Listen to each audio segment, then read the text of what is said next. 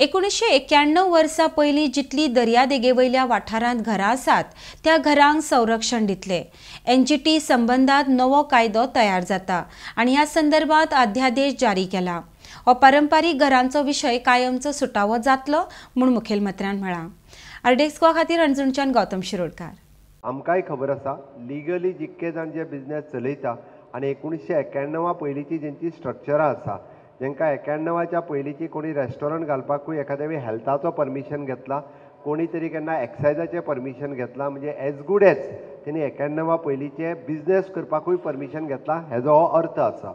म्हणून ट्रेडिशनली जे आमचे गोंयकार जे करीत आयल्या तांकां सातत्यात कायद्याच्या रुपान सपोर्ट करपाचो सरकाराचो पुराय प्रयत्न आसा आनी तांकां आमी पुराय प्रयत्न करतले हांव इतकेंच सांगता।